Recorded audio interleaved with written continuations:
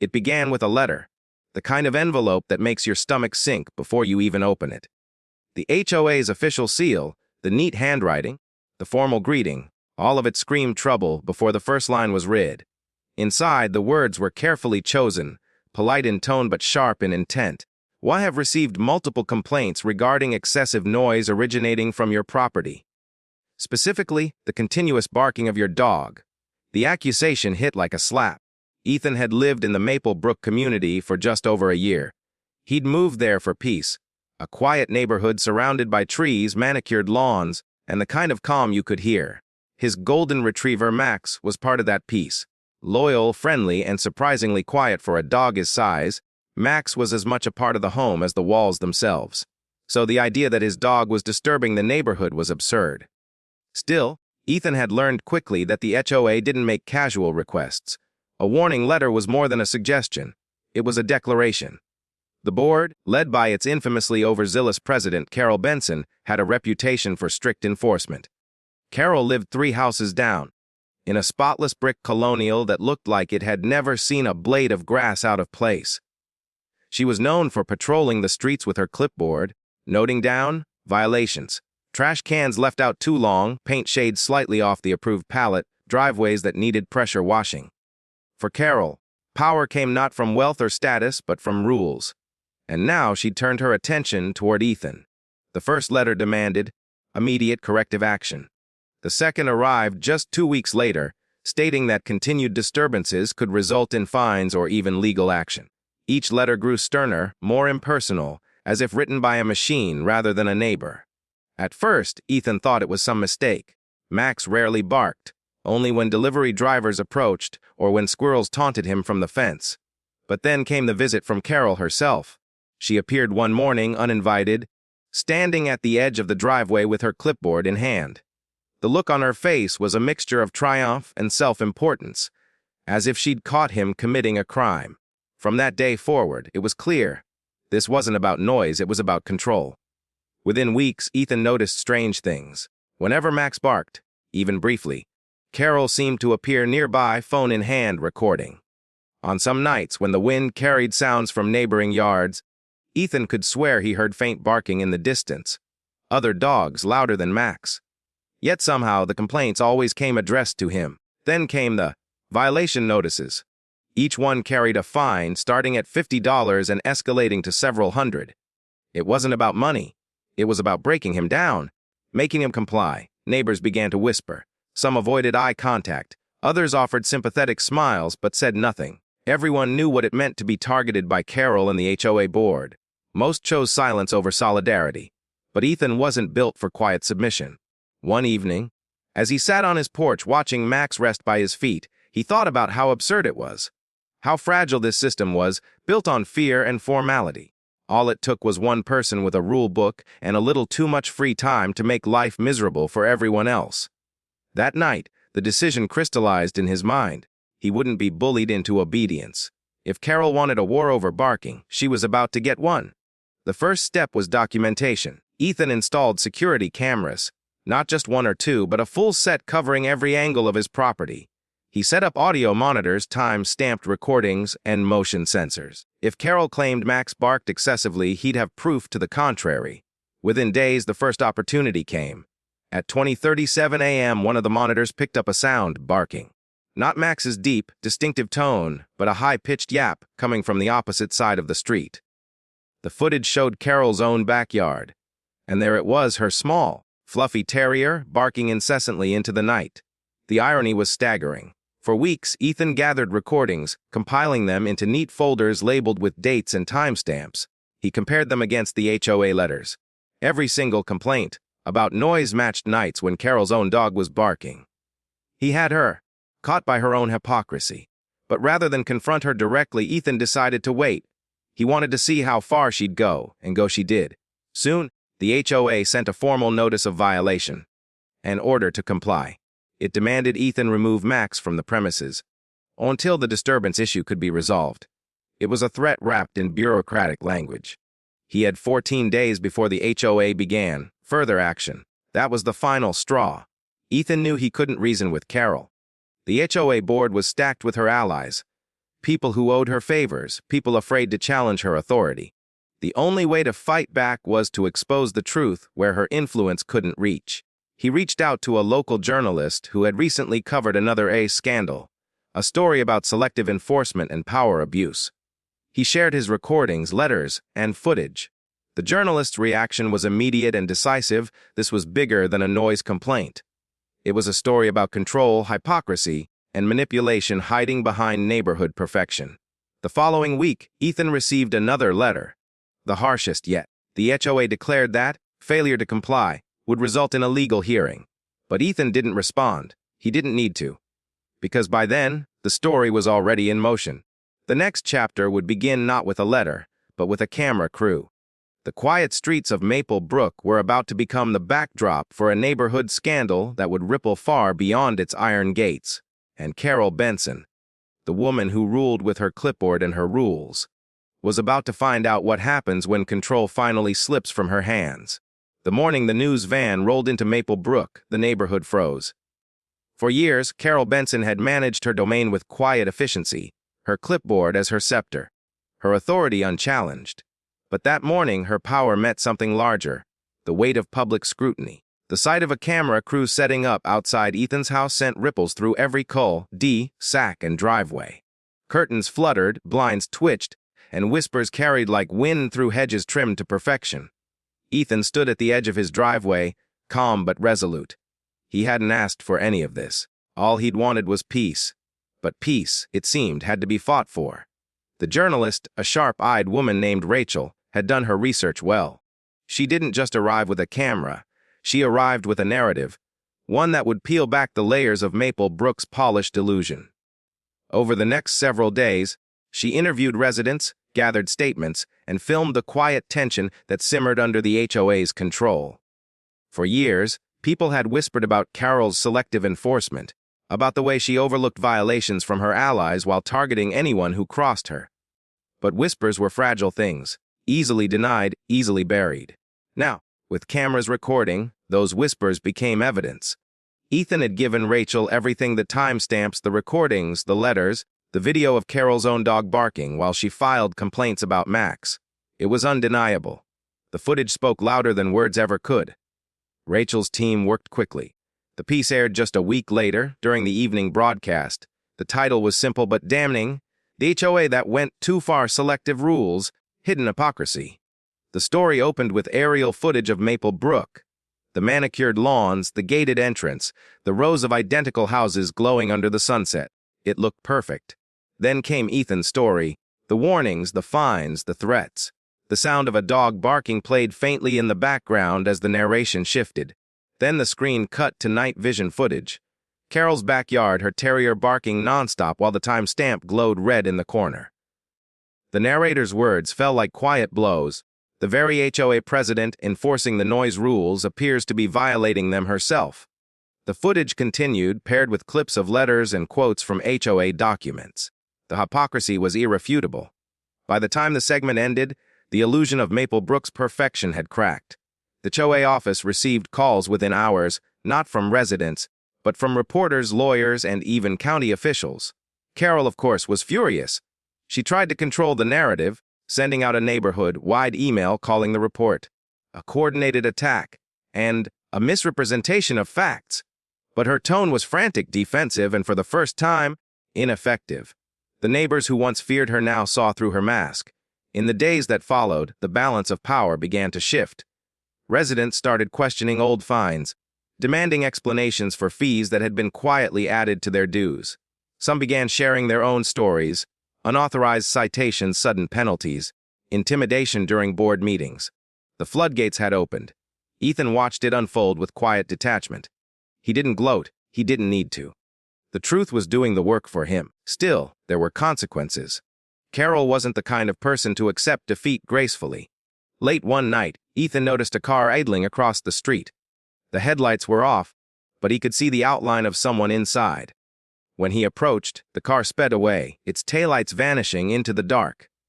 It happened again the following evening, and then again a few nights later.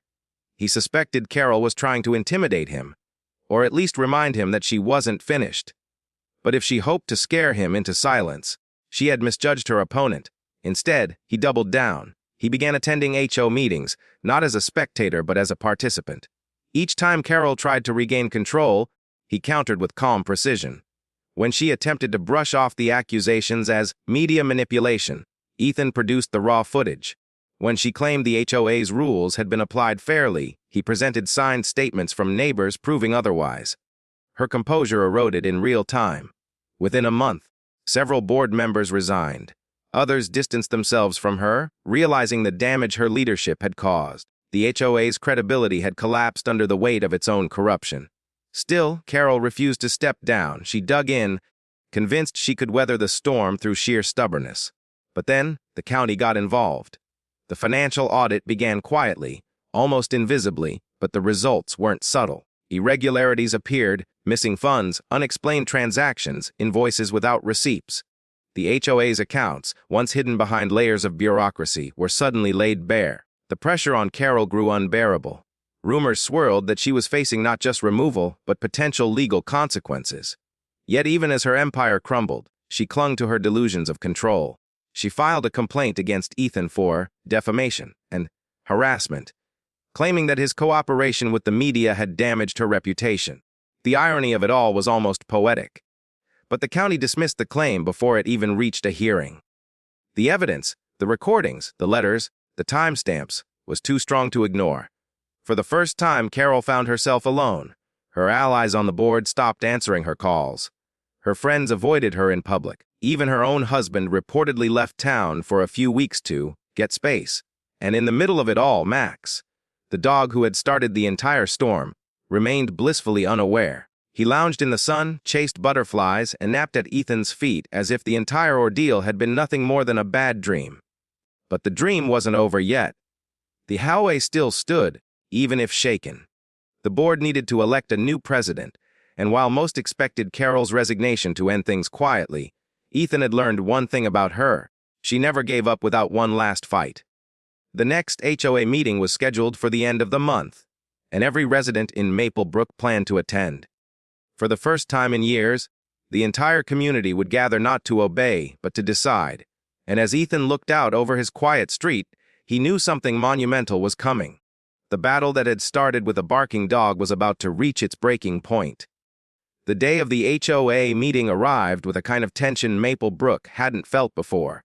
It was the first Saturday of the month, the day when residents usually avoided the community hall, knowing Carol would preside over it like a queen over her court.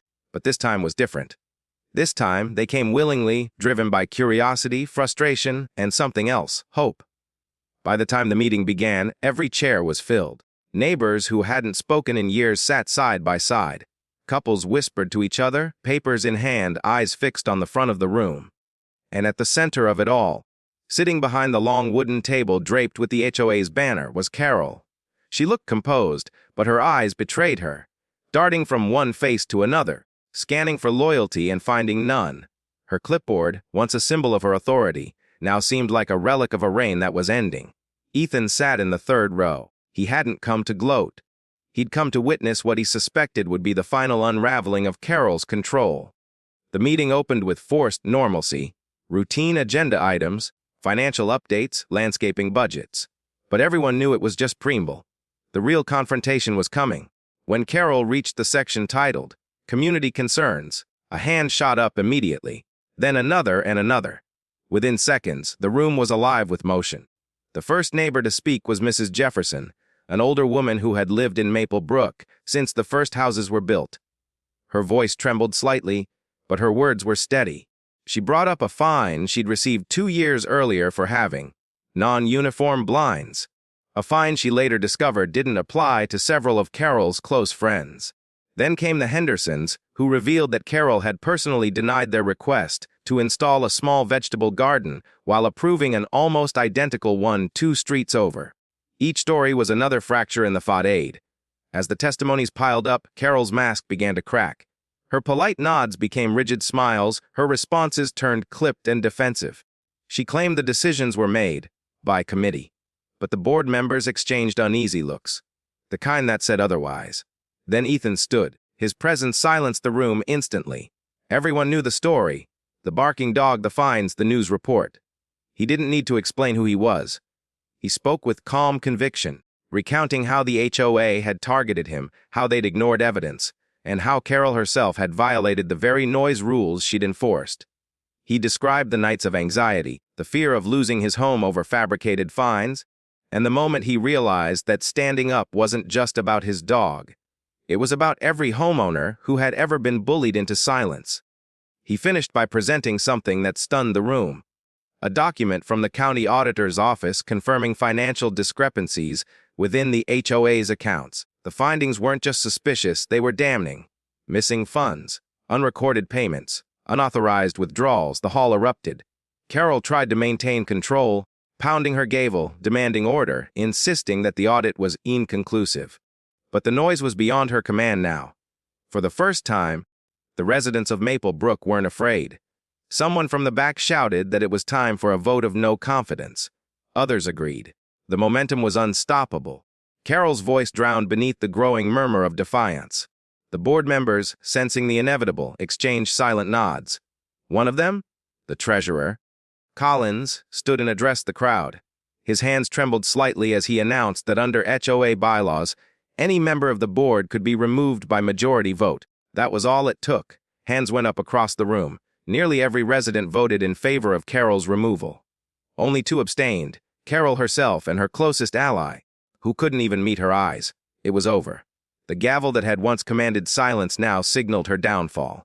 She tried to protest, threatening legal action, claiming the vote was invalid, but the board ignored her. They moved immediately to appoint an interim president, and almost unanimously, they chose Ethan. He didn't want the position, but he understood what it meant: stability, transparency, and above all, accountability. When Carol finally left the room, she didn't speak. She walked past rows of neighbors who no longer looked at her with fear, but with quiet satisfaction. The same people she'd controlled for years now watched her go with a collective sense of relief. Outside, she paused for a moment on the steps, staring out at the neighborhood she'd once ruled. Then she got into her car, started the engine, and drove away. Inside the hall, the atmosphere changed instantly. People began talking, laughing, reconnecting. The weight of control had lifted, replaced by a feeling of cautious optimism. Ethan addressed the crowd one last time that day. He promised transparency. Every financial record would be open, every decision documented, every rule reviewed. The HOA, he said, would serve the community, not control it. Over the next few weeks, the changes became tangible. The unfair fines were revoked, old grievances were settled. The HOA newsletter, once filled with rigid directives, now included updates on community events and volunteer projects. Even Max became something of a neighborhood mascot, the dog whose bark had sparked a revolution. Neighbors who once avoided Ethan's house now stopped to say hello, sometimes bringing treats for Max or offering to help with repairs. But beneath the calm, something darker stirred. A few residents reported seeing Carol's car parked near the entrance of Maple Brook late at night. Someone claimed to have received an anonymous letter warning that the truth would come out. Ethan brushed it off as rumor, until one morning he found a note taped to his mailbox. It wasn't signed, but he knew exactly who it was from. The note read simply, "You may have won the vote, but this isn't over." Ethan folded the paper carefully, his expression unreadable. He'd thought the fight was finished, but clearly, Carol wasn't done yet.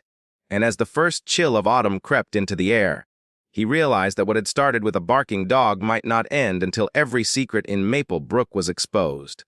For a few weeks after the vote, peace seemed to settle over Maple Brook, the kind of peace that felt almost too calm, the eye of a storm rather than the end of one. Ethan found himself finally able to breathe, to take Max for walks without watching his back, to sip coffee on the porch without feeling judged from behind twitching curtains. The HOA office had been reorganized, the finances cleaned up, and the new board was focused on rebuilding trust. But beneath the surface, resentment festered. Carol had vanished from community life, but not from Maple Brook entirely. Her house, a large 2-story at the corner of Willow Lane, still bore her name on the mailbox. Her blinds were always drawn, her driveway empty most days, yet neighbors whispered about lights flickering at odd hours and the sound of her terrier barking again late into the night. At first, Ethan ignored it. He told himself she was gone in every way that mattered. But then, small things began happening. Subtle at first, then increasingly deliberate. The first incident came when Ethan received an anonymous complaint to the county about unlicensed home business activity. The report claimed he was operating a media enterprise from his garage, a thinly veiled jab at the news coverage that had exposed Carol. The inspector who showed up was polite and apologetic, but it still meant an unexpected visit, paperwork, and a wasted afternoon. 2 days later, someone filed another complaint, this time alleging dog neglect. Animal control arrived, only to find Max wagging his tail and surrounded by toys and treats. The officer apologized before leaving, muttering something about false reports becoming common around here. Ethan didn't need to guess who was behind it. The final straw came one Friday morning when he woke to find his mailbox hanging open, letters scattered across the lawn. Most were junk mail, but one stood out, a printed letterhead that looked eerily official, stamped with Maple Brook Asso except Ethan hadn't authorized that document. The letter claimed that several of his recent actions, specifically the decision to refund unfair fines, were beyond the scope of his authority. It accused him of mismanagement and demanded his resignation for the integrity of the community. There was no signature, no board approval, just the echo of a familiar voice hiding behind bureaucracy. Ethan called an emergency board meeting that same evening. The members gathered in his living room, tension thick in the air. They all knew it was Carol's doing, but without proof, their hands were tied. She was smart, too smart to leave a trail that could easily expose her. As night fell, Ethan sat alone in his office, staring at the false letter on his desk. He'd spent his career as an engineer, solving problems logically, systematically. But this wasn't logic, it was obsession. Carol wasn't trying to reclaim power, she was trying to destroy his peace the same way she'd once ruled through fear. And she was good at it. A week later, another wave of chaos hit. The HOA's email account was hacked, and dozens of residents received messages claiming the board was increasing monthly dues by 40%. The message spread like wildfire. Ethan woke up to a storm of angry calls and texts, some accusing him of corruption, others demanding explanations. When the board traced the message, the source was cleverly disguised. A VPN, a spoofed address, but the timing and tone gave it away. It had Carol written all over it. By now, Ethan's patience had worn thin. He wasn't going to let her dismantle everything they'd built. He began documenting everything, every incident, every false report, every strange occurrence. He installed cameras facing his driveway, motion sensors near his mailbox, and security lighting around his property. He even started a shared online folder with the board, uploading evidence as it came in. If Carol wanted a war of attrition, he'd fight it with precision. Still, even with preparation, he wasn't ready for what came next. One night, around midnight, a sound woke him. Faint but distinct, a low scraping outside his window. He moved quietly to the blinds and peeked out. There, illuminated by the motion light, was a shadowy figure crouched by his fence. The person froze for a split second before bolting into the darkness.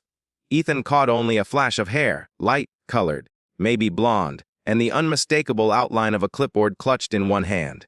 The police came quickly, but the intruder was long gone. They found footprints, fresh in the soil near the fence line, and a single torn corner of paper stuck to a nail. When Ethan examined it under the light, he recognized the format instantly, an HOA violation notice. Except this one had never been issued. It accused him of unauthorized exterior modifications. Specifically, his security lighting. Carol had broken onto his property to deliver a fake violation. The next morning, Ethan filed a restraining order. The officer who handled the report took one look at the evidence and agreed that the situation had escalated beyond neighborhood politics. But restraining orders take time, and Carol knew how to exploit time better than anyone. In the following days, the air in Maple Brook turned electric again. People whispered about what happened, but no one dared confront her. A few even defended her quietly, saying she'd done so much for the community. But most stayed silent, hoping not to be dragged into another feud. Ethan, meanwhile, doubled down on transparency. He sent out a neighborhood bulletin detailing every improvement the board had made, every dollar accounted for, every decision documented. He didn't mention Carol by name, but everyone understood who he was referring to. It was a message, not just to her, but to everyone watching. He wasn't afraid. But when he got home that evening, another note was waiting on his porch. Typed, Centered. No signature. You can't protect them all. It wasn't just about him anymore. Carol was turning her attention to the board, to anyone who stood with him. Within a week, 2 members resigned, citing personal stress. Another reported being followed on her way to work. It was psychological warfare, carefully orchestrated, and it was working. Ethan felt the walls closing in. What had started as a fight over a barking dog had turned into something far darker. A battle for control, reputation, and sanity. But he wasn't about to give her the satisfaction of winning. He began preparing something drastic. A plan not to fight her in the shadows, but in the open. He gathered every piece of documentation, every complaint, every anonymous letter, every hacked message. And this time, he wasn't going to a reporter. He was going to the county board directly, to request an official investigation into Carol Benson and the Maple Brook HOA's past administration. If she wanted war, she was about to get it, on record, on file, and under oath. When Ethan submitted the file to the county board, he wasn't sure what to expect. Bureaucracy had a way of burying even the most obvious wrongdoings under layers of forms and procedures. But this time, things moved faster than anyone anticipated. The volume of evidence, the pattern of harassment, and the connection to an already exposed HOA scandal made Maple Brook impossible to ignore. Within 2 weeks, investigators arrived. Not just 1 or 2, a team. Clipboards, cameras, badges. They weren't there to talk, they were there to document. They started with the HOA office, a small brick building near the community entrance that had once been Carol's command center. It was symbolic. The very heart of her influence, now under scrutiny. They asked for records. Every transaction, every fine, every payment from the past 3 years. Ethan and the new treasurer, Mr. Collins, handed over everything. Receipts, digital ledgers, scanned letters, even the digital backups of old board emails. What they found was worse than anyone expected. There were discrepancies in the landscaping contracts, payments made to companies that didn't exist, invoices with mismatched tax IDs, and even one transaction traced to an account under Carol Benson's maiden name. It was clear now. The fines and enforcement weren't just tools of control. They had been a revenue stream. The deeper they dug, the more it unraveled. HOA funds had been diverted, sometimes in small amounts, sometimes in sums large enough to raise serious suspicion. It wasn't just mismanagement, it was potential embezzlement. Word spread quickly. By the end of the week, Maple Brook was buzzing again. Neighbors gathered in driveways, trading stories, trying to make sense of it all. The same residents who had once feared speaking up were now openly discussing Carol's downfall. The power dynamic had completely shifted, and for once, the truth had momentum. But Carol didn't go quietly. When investigators visited her home, she refused entry. She stood behind her door, yelling through it that she had done nothing wrong, that the investigation was political, that she was being harassed by a mob. Her defiance only made things worse. Within days, she hired an attorney. Legal notices started arriving at Ethan's door. Cease and desist orders, defamation warnings, formal objections. None of them held weight, but they were enough to stir anxiety again. It was clear that Carol's strategy hadn't changed. Overwhelm, intimidate, confuse. Ethan refused to bend. He met with the investigators regularly, providing context, pointing out patterns she'd used to manipulate the system. He showed them how she selectively enforced rules, how she used anonymous letters to stir fear, how she wielded HOA power like a weapon. And then came the breakthrough. One of the investigators discovered a hidden email trail, a series of exchanges between Carol and a former board member, a man named Robert Lang. The messages were damning. They revealed explicit instructions to target specific homeowners who posed problems. And in one email, Carol even wrote that Ethan needed to be made an example of. The emails also included attachments, doctored violation letters, fake rule amendments, and financial spreadsheets altered to conceal missing funds. It was the smoking gun they'd been waiting for. The county immediately froze the HOA's accounts pending review. Carol's assets were placed under temporary hold. And then came the notice, a formal summons for Carol Benson to appear at a public hearing regarding the misuse of HOA funds and misconduct in office. The hearing was set for the following month in the county administration building. The news spread like wildfire through Maple Brook. Residents marked their calendars, planning carpools to attend. For the first time, the people who had been silenced by fear were preparing to watch justice play out in the open. In the weeks leading up to it, Ethan tried to stay focused, but the pressure weighed on him. Carol's harassment had slowed but not stopped entirely. Her social media pages were filled with cryptic posts about betrayal, false friends, and corruption. Her few remaining supporters clung to her version of the story, but they were fading fast. Max sensed Ethan's unease. The dog stayed close, his calm presence grounding him when everything else felt uncertain. It was strange, Ethan thought, how something as small as a dog's bark had triggered an avalanche that exposed years of deceit. The day of the hearing arrived gray and humid, the sky heavy with rain that refused to fall. The county building's parking lot overflowed with cars from Maple Brook. Inside, the room was packed, rows of residents, reporters, and officials. At the front sat the county ethics committee, their faces serious, their folders thick with evidence. Carol entered late, escorted by her attorney. Her once perfect posture had wilted slightly. Gone was the air of superiority, in its place was something brittle and desperate. She avoided eye contact with the neighbors, focusing instead on her papers as though sheer denial could rewrite reality. The proceedings began calmly. The committee presented the findings: financial irregularities, misuse of funds, falsified documents. They read out excerpts from her emails, each one tightening the noose. Ethan sat silently, watching the woman who had tormented him crumble under the weight of her own lies. When Carol's turn came to respond, her voice trembled. She blamed everyone, the board, the media, even Ethan himself. She claimed she was a victim of a smear campaign, but the evidence was too overwhelming. Every claim she made was countered with documentation, every denial dismantled by timestamps and records she herself had created. By the end, the committee's verdict was unanimous. Carol Benson was found guilty of multiple counts of financial misconduct, abuse of authority, and violation of community governance laws. The decision was made to permanently ban her from holding any HOA position in the county and to refer her financial case for criminal review.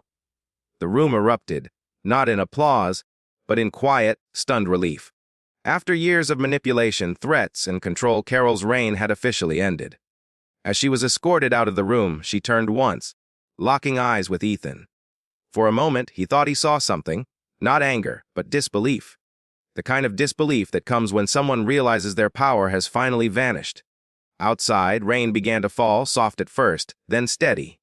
People lingered on the courthouse steps, talking in low voices, letting the tension of years wash away. Ethan stood with them, the damp air cool on his skin, Max sitting patiently beside him. It was over, or at least, the worst of it. The HOA was being rebuilt from the ground up, the community beginning to heal. But there was one more step Ethan needed to take, something personal. Because even though justice had been served, closure was still out of reach. And he knew exactly where he needed to find it. That night, after the rain cleared, he walked alone down Willow Lane toward the dark, silent house at the corner. Carol's house. The air on Willow Lane was unnervingly still that night. The rain had stopped hours ago, leaving behind a thin mist that hung low over the street. The neighborhood was quiet, not the tense, suffocating quiet of fear, but the fragile calm that follows a long storm. Porch lights glowed softly through the haze, and for the first time in months, Ethan could walk without looking over his shoulder. Carol's house stood at the end of the Cul D, sacked like a shadow that refused to fade. The blinds were drawn tight, the porch light off, the yard slightly overgrown. Small signs of neglect that would have once been unthinkable for her. She had lived for order, control, appearances. Now her home looked abandoned by both pride and purpose. Ethan stopped at the edge of her walkway. He didn't plan to confront her, not really. He just needed to see it, to stand there and confirm that it was finally over. That the place that had once been the center of his stress, his sleepless nights, and his fear had lost its hold on him.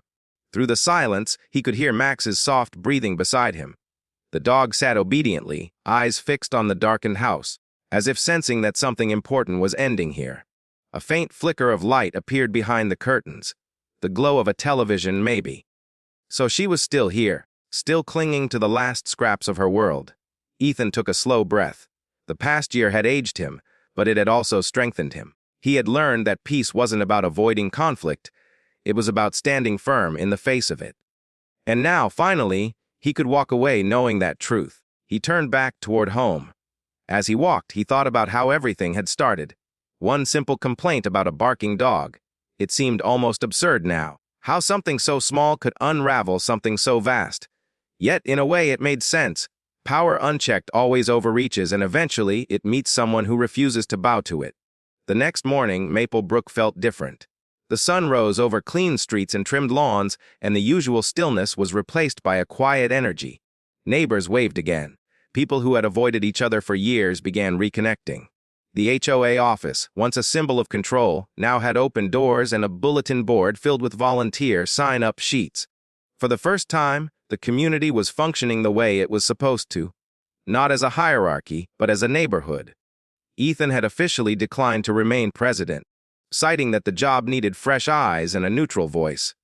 The board elected Mrs. Jefferson, the elderly woman who had once been too afraid to speak up at meetings.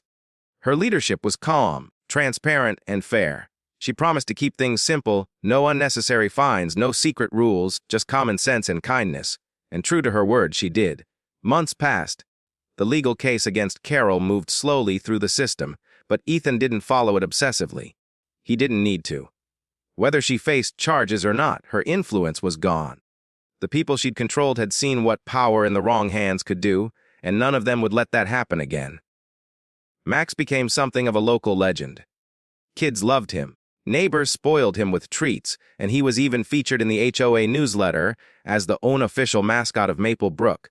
His bark, once labeled a nuisance, was now a familiar sound of life and laughter, the very heartbeat of a community reborn. Ethan found himself smiling more these days.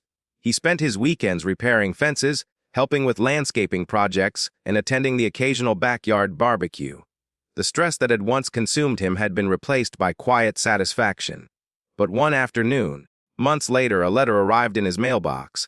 It wasn't anonymous this time. It was from Carol. The handwriting was familiar, sharp, deliberate, the kind of script that used to appear on violation notices. He hesitated before opening it, half expecting venom, half expecting denial.